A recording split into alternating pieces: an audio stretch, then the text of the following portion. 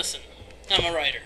I don't buy that Grant Morrison is some mythic, artsy literary god, unfathomable to us mere mortals. I'm getting convinced he just likes to throw random shit at the wall and see what sticks.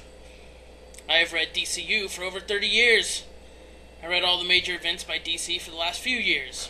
Identity Crisis, Countdown, 52, Infinite Crisis, Death of New Gods, Seven Soldiers. WTF. Can't I follow Final Crisis? Because Grant Morrison is a tool. That is my only conclusion. In short, what was the purpose of this series? To rehash all the elements of the original 80s Crisis and the recent Death of New Gods and call it a new series? At least we could accuse it of that if the series ended with number 6. But then along comes the truly bizarre and disjointed number 7, where almost the whole book is told through narration from some point in the future looking back, by a variety of narrators, each with a different perspective. Somehow a new villain pops up that I've never heard of and that has not been in the series until this point. Some sort of cosmic vampire? Mandrake, whatever. Huh? And Batman R.I.P., a supposedly into Final Crisis, has no connection to this whatsoever. I am miffed, peeved, and dejected. Cave, Batman, huh? Is that Metron as the old man?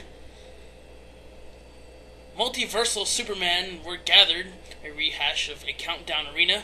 This guy is like rap music. He just steals the beats and remixes. For this reason?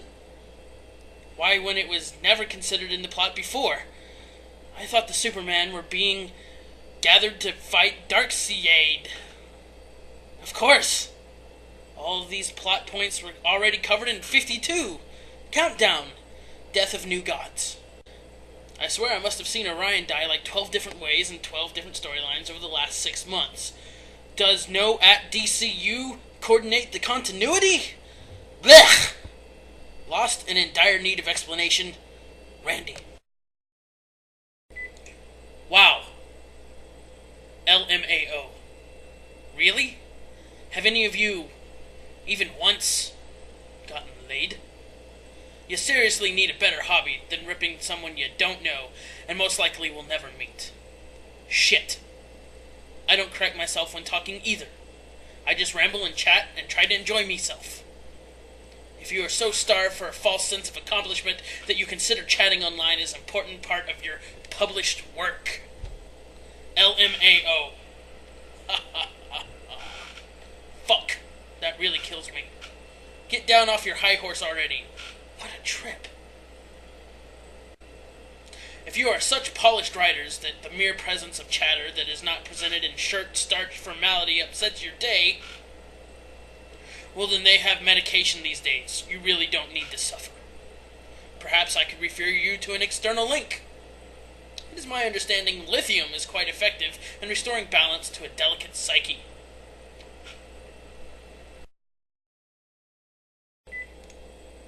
Well, golly. THX for clearing that up. One last question, if you know, it doesn't shatter your delicate nature. Community?